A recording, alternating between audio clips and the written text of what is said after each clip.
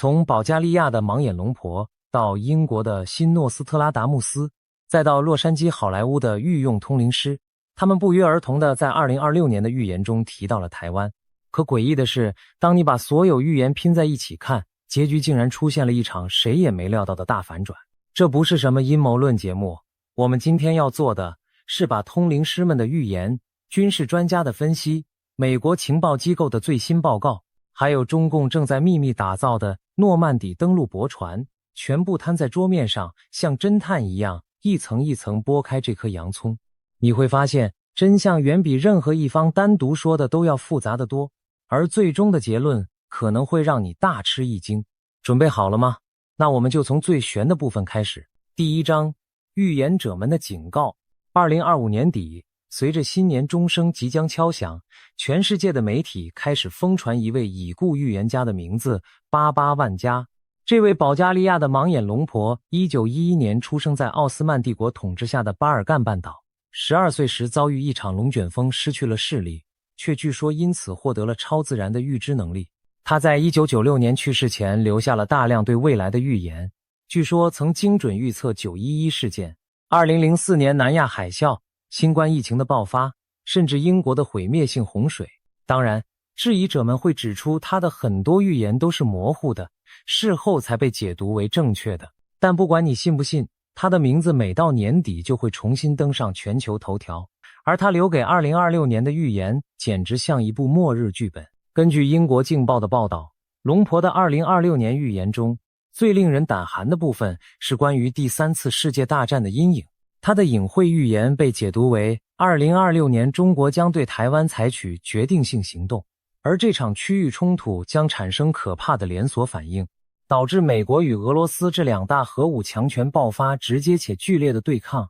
与军事冲突相伴而来的是毁灭性的金融海啸。他的预言暗示全球经济体系将面临瓦解，货币价值归零，人类可能被迫回归以物易物的原始交易模式。在台海军演频繁、美中角力不断加剧的当下，这番预言无疑加深了外界对2026年地缘政治的焦虑。但这还不是全部，龙婆还预见2026年将发生多起毁灭性自然灾害，地震与火山爆发的组合将重塑地理面貌，全球将有高达 8% 的地区遭受严重气候冲击。他甚至预言了人工智慧将从辅助工具转变为生活的主导者，人类可能逐步丧失自主思考的能力。最后，如果以上这些还不够疯狂的话，他还预言2026年11月会有外星文明造访地球，一艘巨大的太空船将划破大气层。所以，在你被吓得睡不着觉之前，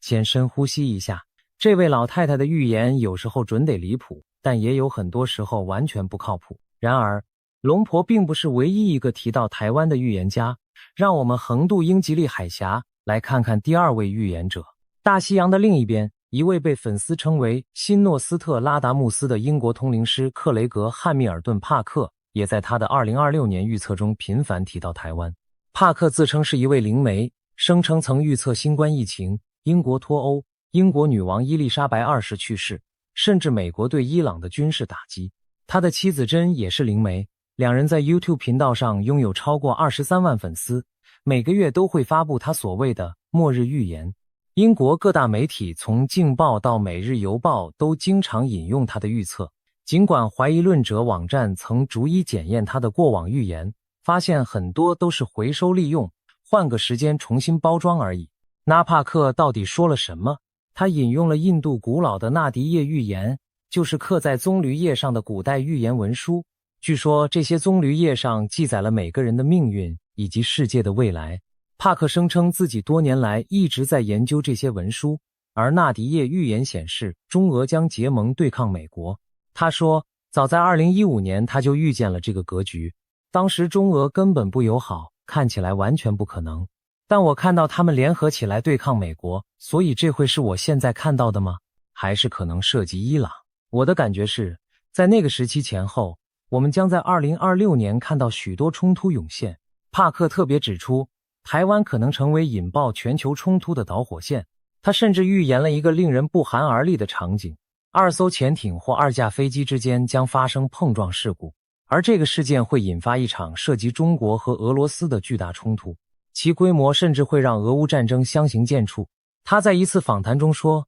我认为这会是一个非常严重的问题，冲突的规模会非常巨大。但帕克的预言里有个关键细节，也是整个故事出现第一次反转的地方。他参考纳迪耶的内容后表示，对台湾的攻击不太可能在2026年之前发生，但风险将在2027年左右显著上升。这不仅仅是一场战争的问题，他解释道，这是一个威权体制同时面临经济、政治和权力崩溃时的必然反应。换句话说，帕克认为2026年是暴风雨前的酝酿期，而非最终爆发点。他还特别关注了中国的内部情势。他提到中国最近进行了一轮前所未有的军事清洗，大量高级将领被撤换。这些新将领可能更倾向于在台湾问题上采取强硬行动来证明自己的忠诚。中国的经济问题可能引发政治动荡，而这将主导2026年的全球关注。他警告说，但同时他也强调了一个充满希望的主题。尽管他自称末日先知，帕克却反复提到一个叫做大觉醒的概念。他认为2026年的混乱可能标志着一个新黄金时代的开始。他说，我们正处在困难时代的最后阶段，在一个更好的时代到来之前。好，现在让我们跨越太平洋，来到洛杉矶好莱坞。好莱坞最知名的通灵师之一朱蒂·赫文利也发布了他的2026年预测。赫文利的履历相当惊人，他是神学博士和哲学咨商博士，在超自然领域拥有超过30年的服务经验。他的客户包括好莱坞明星、国家元首和皇室成员。他的年度预测被路透社、美联社和雅虎新闻引用 YouTube 上相关影片累计观看次数超过500万。他曾预测台湾总统赖清德的当选，俄罗斯入侵乌克兰，法国马克宏的连任，英国苏纳克成为首相，甚至菲律宾小马可仕的当选。关于2026年的中国与台湾，贺文丽的预言出现了一个非常有趣的转折。他说，中国将继续保持强劲的经济动能，巩固其作为主导性全球强权的地位。对台湾的贸易限制对半导体产业的影响甚微。中国的海空军将加强在台湾附近的巡逻，测试台湾的防御能力。但他接着说了一句关键的话，在川普总统执政期间，全面战争仍然不太可能发生。他甚至预测川普总统和第一夫人梅拉尼亚将在2026年4月访问中国，在两国之间建立重要的联系。这就有意思了。如果你只看龙婆的预言，你会觉得世界末日要来了。但如果你把帕克和贺文丽的预言加进去，画面忽然变了。帕克说2026年是酝酿期而非爆发点，贺文丽说全面战争不太可能，而且还有外交突破的可能。那在台湾本岛，那些看星象算命的人又怎么说呢？台湾知名的塔罗牌老师艾菲尔在2026年3月的电视节目中提出了5大预言。他说2026年确实是一个变动的灾难年、战争年。首先，在物价与生活成本方面将呈现慢慢变贵的走势。各地战乱可能推升油价，造成航运堵塞，进而垫高生活成本。但他特别强调了一句话，让台湾的观众松了一口气。今年亚洲与台湾其实相对安全许多。他认为真正不安全的地方反而在美洲。他甚至预言2026年美国可能因为选举年的政党利益争斗而发生内战。至于两岸，他的原话是，不一定会开打，但一直会让你担心。台湾虽被认为相对安全，但恐慌情绪仍可能存在。另一位台湾命理界的重量级人物蔡尚基则从紫微斗数的角度做了更详细的分析。他指出2026年是两大煞气所在地，西北方的美国和东方的中国进入经济与军武对弈的擂台赛，稀土、晶片、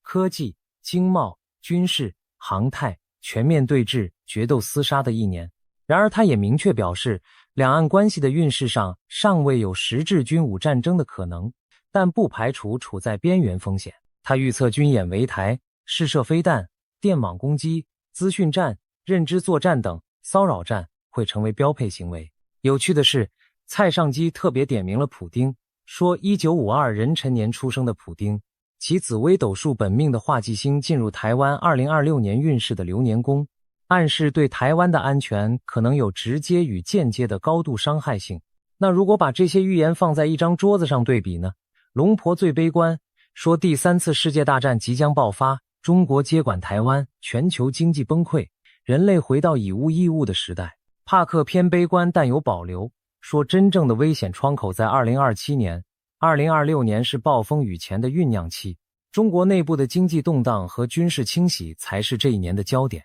贺文丽偏乐观，说全面战争不太可能发生，中国会加强军事巡逻，但不会越过那条红线，而且川普访华可能带来外交突破的契机。艾菲尔说台湾相对安全，真正危险的反而是美洲，美国可能因为政党恶斗而走向内战。蔡尚基说不会有实质军武战争，但骚扰战和认知作战会升级到前所未有的程度，而且普丁的命盘对台湾有间接的伤害。5位预言者横跨欧洲、美洲和亚洲，使用完全不同的预言工具和方法论，从龙婆的超自然视觉到帕克的印度棕榈叶手抄本，从贺文丽的灵媒感应到艾菲尔的塔罗牌，再到蔡尚基的紫微斗数，他们给出了5种不同程度的警告。但如果你仔细听，多数人其实都指向同一个方向。2026年的台海局势会非常紧张，军事压力会持续升级，但不会爆发全面战争。这个跨文化、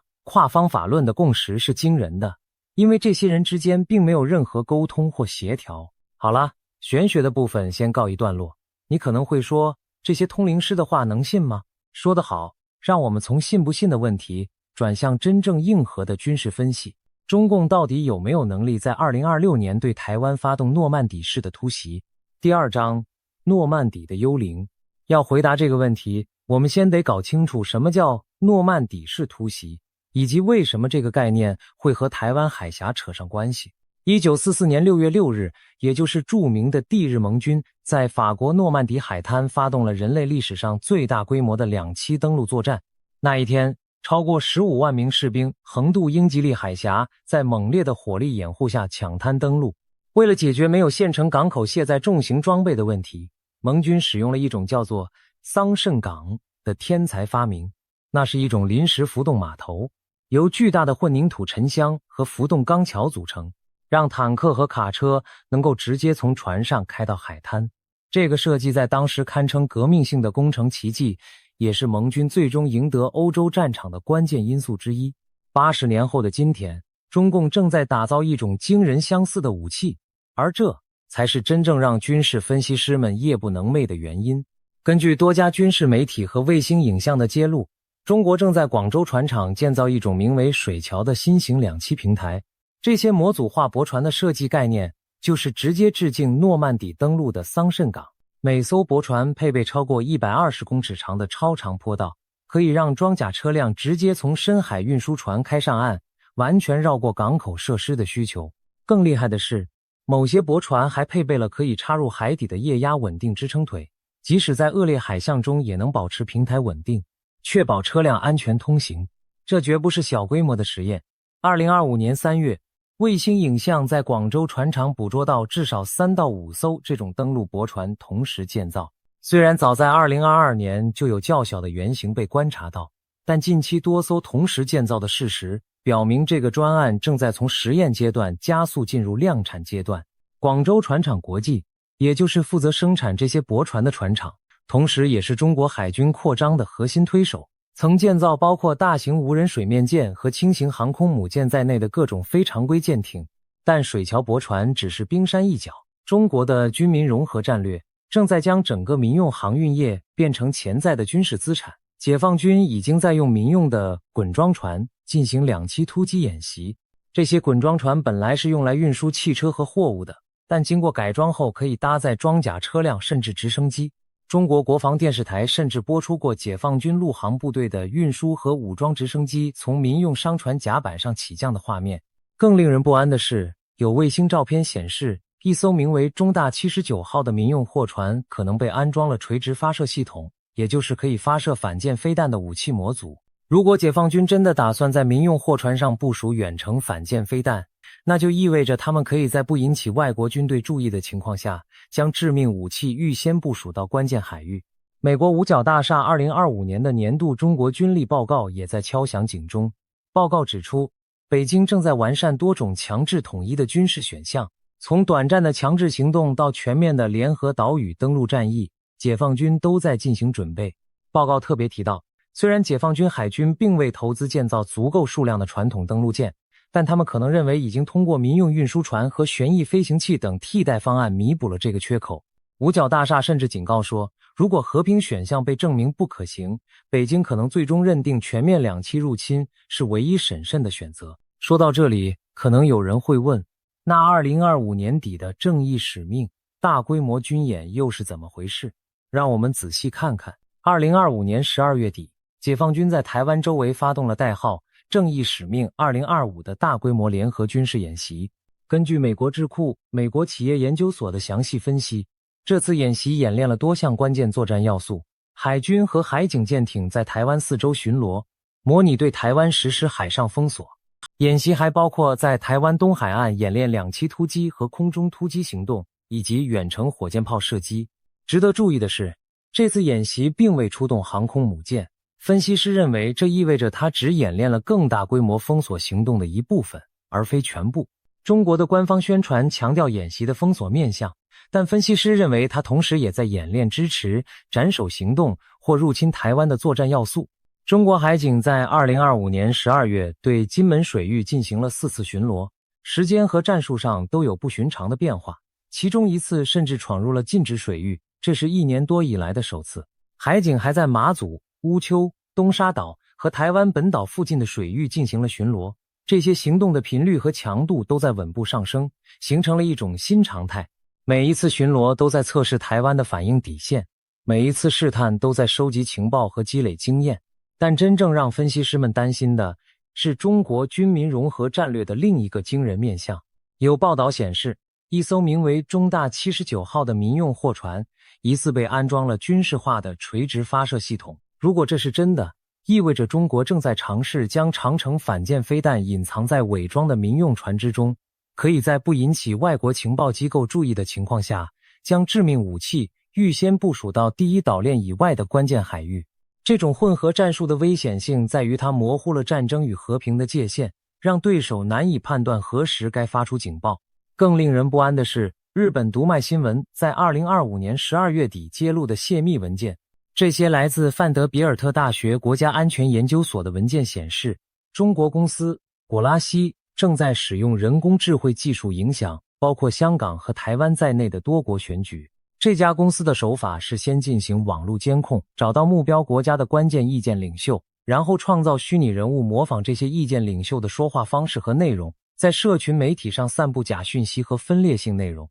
台湾将在2026年11月举行地方选举，2028年举行总统和立法委员选举。中国几乎肯定会在这些选举前加大假讯息和机器人账号的攻势，支持亲北京候选人。这种不用一兵一卒的认知作战才是当前最现实且最隐蔽的威胁。听到这里，你可能已经开始冒冷汗了，但别急，让我们把镜头转向台湾海峡本身，因为地理永远是战争最忠实的裁判。台湾可不是诺曼底，这句话值得大声重复3遍。首先看距离，英吉利海峡最窄处只有大约30公里，诺曼底登陆点距离英国海岸也不过100多公里，而台湾海峡的宽度超过200公里，是英吉利海峡最窄处的6倍以上。台湾的军事专家曾经说过，即使是纳粹德国都无法跨越30公里宽的英吉利海峡入侵英国，那么对中国来说，200公里宽的台湾海峡仍然是一个巨大的障碍。即使以当今的先进科技，这种距离的暴政仍然是一个无法忽视的因素。其次看地形，台湾的海岸线大部分是岩石峭壁或浅滩，军事分析师们估计全岛只有大约14处海滩适合两栖登陆，而且这14处每一处都已经被重兵防守。台湾军方深知这些登陆点的位置，已经在这些地方部署了密集的海滩障碍物、水雷、岸、防火炮和反舰飞弹。然后是天气，台湾海峡的气象条件非常不稳定，每年只有4月到9月之间有相对适合大规模渡海作战的天气窗口，而即使在这个窗口内，台风和强风也随时可能打乱作战计划。诺曼底登陆时，盟军就曾因为恶劣天气被迫推迟了1天。在更加反复无常的台湾海峡，这种风险只会更大。更关键的是兵棋推演的结论。美国最顶尖的智库之一战略与国际研究中心在2023年发布了一份重量级报告，针对中国入侵台湾进行了大规模兵棋推演。他们设定的时间点恰好就是2026年，参考了诺曼底、冲绳和福克兰群岛等历史战例，跑了24种不同的模拟场景，最终得出了一个基准场景。在这个场景中，中国军队会先从空中突击台湾，然后渡海进行登陆入侵。美国和日本会在这个时候介入，打击中国的两栖舰队。结论是什么？麻省理工学院的首席研究科学家赫金伯瑟姆总结说，在大多数情况下，中国不太可能达成其作战目标或占领台北，但代价对所有参与方来说都极其惨重。美国可能损失数十艘军舰、数百架飞机和数万名军人，日本可能损失上百架飞机和数十艘军舰，台湾的经济将被彻底摧毁，美国的全球地位也会受损多年，而中国同样会遭受惨重损失，海军主力被歼灭，两栖部队核心被打烂，数万名士兵成为战俘，这种损失甚至可能动摇共产党的统治根基。报告的原文用了一个非常残酷的描述，说中国的海军将支离破碎。更值得深思的是报告提出的4个必要条件。第一，台湾军队必须坚守阵线，不能投降。如果台湾在美国部队赶到之前就投降了，一切都是白搭。第二，台湾必须在战争开始时就拥有所有需要的武器和物资，因为不存在乌克兰模式，中国可以封锁台湾，阻止外部援助的及时到达。这2个条件告诉我们，台湾的自身防御准备是最关键的第一道防线。换句话说，这是一场没有赢家的战争，而北京最清楚这一点。第3章，情报机构的惊天翻盘。2026年3月19日，美国国家情报总监办公室发布了年度威胁评估报告。这份报告中有一段话震惊了整个华盛顿的安全圈。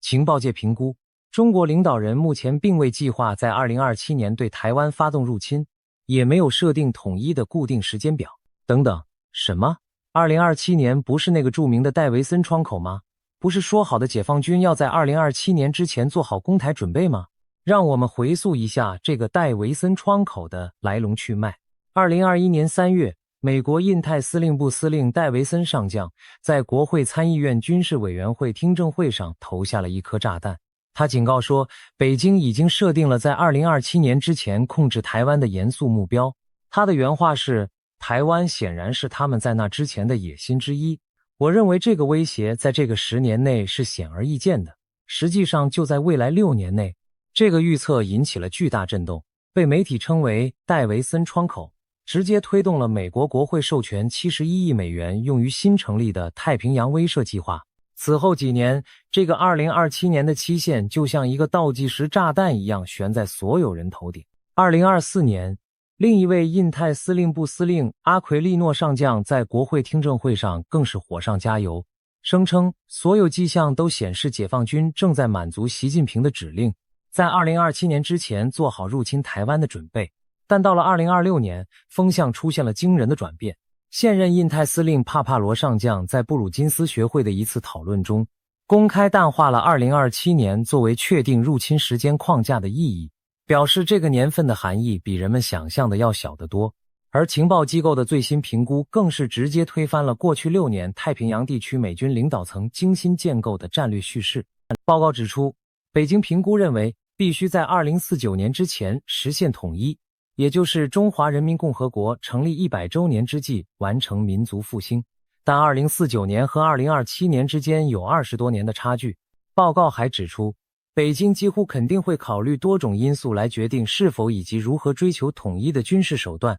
包括解放军的准备程度、台湾的行动和政治状况，以及美国是否会介入。追踪解放军动态的专业组织解放军追踪器的创始人路易斯评论说，这份报告重申了美国情报界长期以来的评估，也就是中国希望和平解决台湾问题，没有固定的攻台行动时间表，并且正在努力实现入侵台湾和击败美国干预的作战准备。那为什么情报机构会做出短期内不会入侵的判断？原因至少有5个。第一，解放军的两栖作战能力仍然存在重大缺口，尽管那些水桥、驳船看起来很吓人，但大规模两栖登陆需要的远不止几艘驳船，你需要制海权、制空权、电磁优势、后勤补给链、战略预制物资、以及数以万计训练有素的两栖作战部队。美国情报评估指出，中国尚未具备执行跨海峡高风险行动的充足两栖突击能力。第二，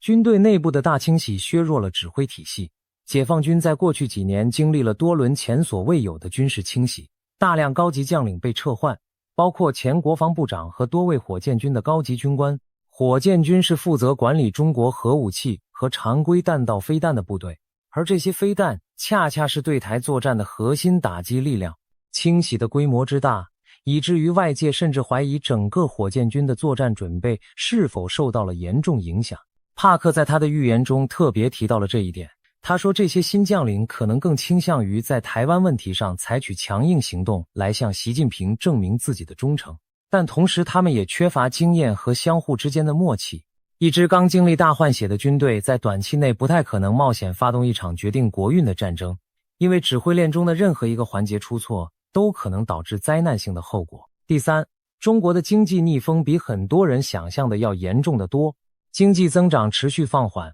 国内消费疲弱，曾经作为经济支柱的房地产市场陷入长期低迷，恒大和碧桂园等巨头的债务危机余波未平，青年失业率居高不下，地方政府背负天文数字的隐性债务，人口负增长的趋势已经不可逆转。历史上，共产党的执政合法性建立在持续改善人民生活水准之上，也就是所谓的绩效合法性。一场大规模军事冲突不仅会招来全球经济制裁，彻底切断中国与西方市场的联系，还会摧毁国内本已脆弱的消费者信心。有经济学家估计，即使是一场有限的台湾战争，也可能让中国损失数万亿美元的经济产出，这将使得房地产危机看起来像小儿科。虽然威权领导人有时候会通过对外冒险来转移国内矛盾，但习近平在总体上一直优先考虑政权稳定而非冒险主义。第四，俄乌战争的教训历历在目，俄罗斯入侵乌克兰的代价和后果，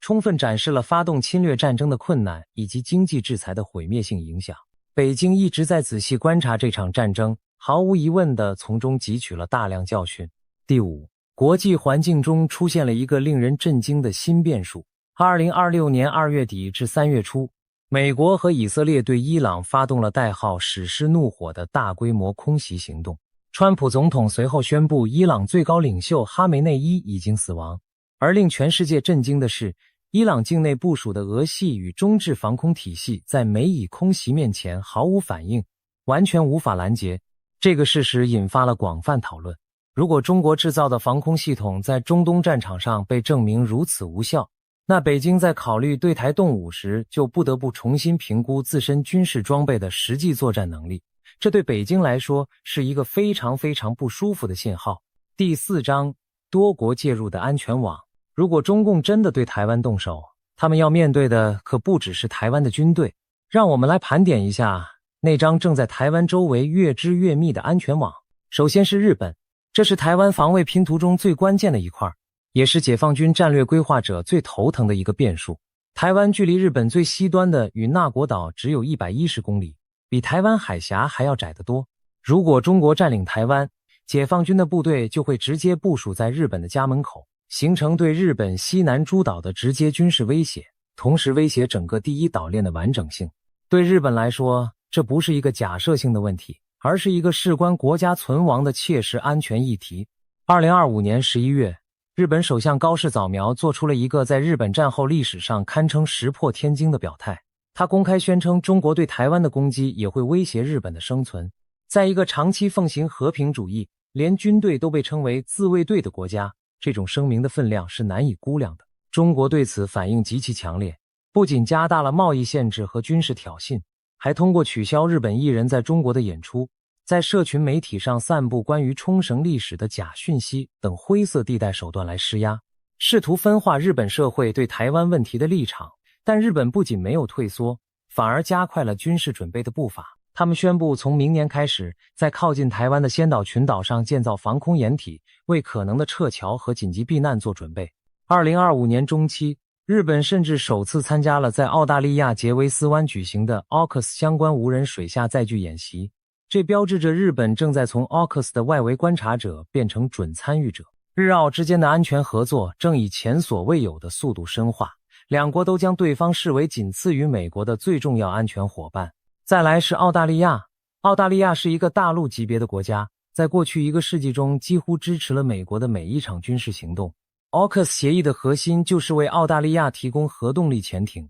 美国副国务卿坎贝尔曾在2024年直接表示，澳大利亚在 AUKUS 下获得的核动力潜艇可以在台湾冲突中部署对抗中国。尽管 AUKUS 潜艇要到2030年代才能全面交付，但这个安全框架的存在本身就构成了对北京的长期战略威慑。澳大利亚副总理兼国防部长马尔斯曾明确表示，如果台湾发生冲突，澳大利亚不能做被动的旁观者。然后是美国本身。2025年，五角大厦政策负责人科尔比做了一件前所未有的事情，他直接向日本和澳大利亚的国防官员施压，要求他们明确在台湾冲突中的具体角色。过去美国只是笼统地呼吁盟友增加国防开支，而现在直接要求战时承诺。科尔比甚至将这个要求与 AUKUS 潜艇协议的审查挂钩，暗示如果盟友不做出承诺，美国可能重新考虑潜艇交易。这个举动虽然让东京和坎培拉感到不安，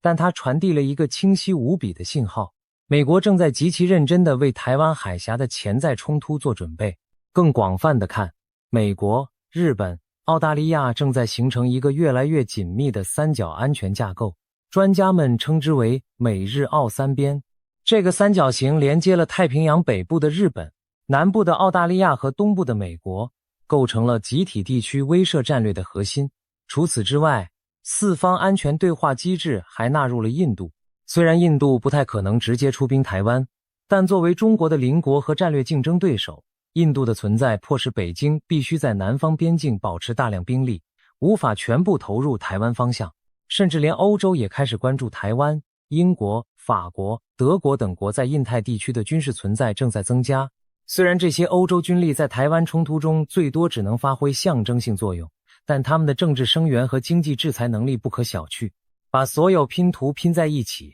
你会发现一个惊人的画面。中共面对的不是一个孤立的小岛，而是一整张覆盖半个地球的安全网。就算解放军成功跨过200公里宽的台湾海峡，在14处被严密防守的海滩抢滩登陆，他们还要同时面对来自日本基地的空中打击，可能的澳大利亚潜艇水下威胁，美国航母战斗群的全面介入，以及全球范围的毁灭性经济制裁。第5章大反转，台湾为什么是安全的？2026年3月，预测市场的最新数据也印证了这个判断。全球最大的预测市场 Polymarket 上，超过1290万美元的真金白银已经被投注在中国是否会在2026年底前入侵台湾这个问题上。交易者们给出了约 89% 的几率认为不会，如果缩短到6月底，不入侵的几率更高达 95%。 这些不是街头民调，不是专家猜测，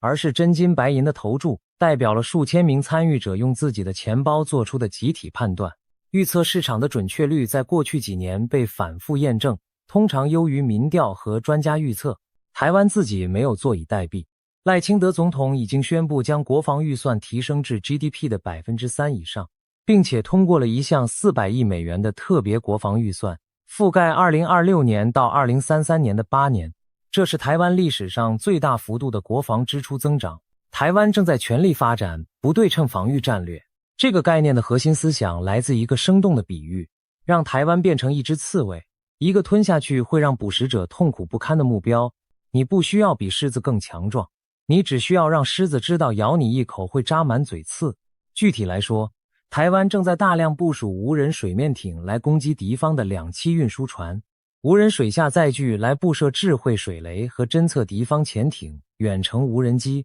来进行侦察和打击。赖清德还宣布了 T-Dome 计划，一个多层次的防空系统网络，专门用来拦截预期中入侵台湾时的飞弹齐射。同时，台湾也在强化后备军人训练，将义务役从4个月延长到1年，并且赋予基层军官更多独立作战决策权。这正是乌克兰在战场上成功对抗俄罗斯的关键因素之一。美国遗产基金会的一篇分析精辟地指出，用二战的比喻来说，台湾的目标是让登陆区成为解放军的安奇奥，也就是1944年1月盟军在意大利登陆后被德军困在滩头4个月动弹不得的惨痛教训，而不是一个像诺曼底那样的成功突破口。台湾的半导体产业也是一张独特的护身符，台积电生产了全球超过 90% 的最先进晶片，如果台湾被摧毁或被占领，整个全球科技供应链将瞬间崩溃。从智慧手机到人工智慧，从自动驾驶到国防系统，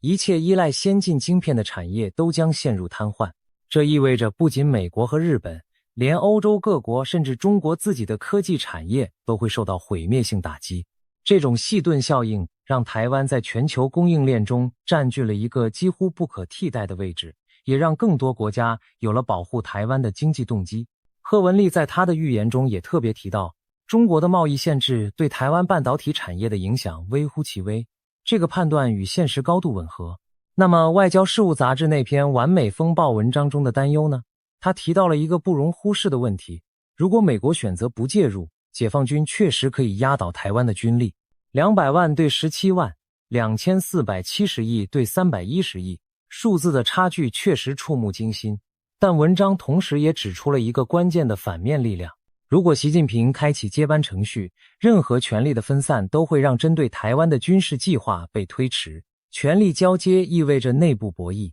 意味着没有人愿意在不确定的政治环境中冒险发动一场豪赌。而即使习近平在2027年开始第4任期继续，大权在握，他也不一定非要在某个特定年份动手。统一台湾从来不是任何中国领导人的绩效考核指标，尽管习近平比他的前任们更积极地推动这个目标。最后，让我们回到那些通灵师们的预言，看看大反转到底反转在哪里。龙婆看到了决定性行动，但那可能不是坦克登陆海滩的场面，而是一场静悄悄的影响力战争，经济施压、外交孤立、资讯渗透、认知作战。事实上，中国在2026年台湾地方选举前加大人工智慧假讯息攻击的迹象已经非常明显。日本读卖新闻揭露的泄密文件显示，中国公司已经在使用 AI 技术来影响包括台湾在内的多国选举。这种不流血的接管，也许才是龙婆预言的真正含义。帕克看到了巨大冲突，但那可能不是炮火连天的战场，而是一场经济和科技的全面脱钩与对抗。中美之间在稀土、晶片、AI 和军事科技领域的角力，已经构成了一场不折不扣的新冷战。这种对抗的激烈程度和影响范围，可能远超任何一场区域性的军事冲突。贺文丽看到了增强巡逻，但止步于冲突，这与现实最为吻合。2025年底的正义使命军演，解放军演练了封锁台湾和反介入作战的要素，海军和海警的舰艇在台湾周围巡逻，海警甚至首次闯入金门的禁止水域。但这些都是灰色地带，行动旨在施压和恐吓，而非全面开战。艾菲尔说的不一定会开打，但一直会让你担心，也许是所有预言中最精准的一句。这就是台湾海峡的真实状态，一场永无休止的紧张，但又被多重力量维持在不至于爆发的临界点上。所以结论是什么？2026年的台湾处在一个充满张力但又被多重力量维持平衡的节点上，中共的军事压力会持续甚至加剧。军演、巡逻、资讯战、认知作战、AI 假讯息干预会成为新常态。中国正在打造诺曼底式的登陆工具，正在改装民用船只为军事用途，正在演练封锁和入侵的每一个环节。但一场全面的军事入侵，在2026年此刻的条件下，概率仍然很低。这个结论不是来自任何单一来源，它是通灵师的直觉、军事专家的推演、情报机构的评估、预测市场的集体智慧和国际盟友的行动共同指向的方向。帕克在他的预言末尾说了一句意味深长的话，纳迪叶的教导强调，未来是可以改变的。我分享这些预言的原因之一，就是鼓励人们发送正面的思想、祈祷和观想，来帮助减轻这些事件的影响。不管你信不信通灵师，有一件事是确定的，台湾的安全不是靠预言决定的，而是靠每一个人、每一个国家、每一天的选择和行动共同构筑的。那些正在建造的防空掩体，那些正在部署的无人潜艇，那些正在深化的国际安全合作，那些正在提升的国防预算，这些才是真正的护身符。而2026年最大的反转，也许就是这个，在所有人都在恐惧战争的时候，为和平所做的准备反而达到了前所未有的水准。不过话说回来，龙婆还预言了外星人会在2026年11月来访。如果那也成真的话，台湾海峡的问题可能就瞬间变得不那么重要了。毕竟，当全人类都要面对来自星际的访客时，谁还有心思互相打仗呢？这当然是玩笑，但在这个越来越疯狂的世界里，唯一能确定的就是不确定性本身。保持警惕，但不必恐慌；关注事实，但也不妨偶尔听听那些通灵师的声音。因为在人类历史上，最不可能的事情往往最终成为现实，而最被恐惧的灾难往往因为人们的警觉和准备而被化解于无形。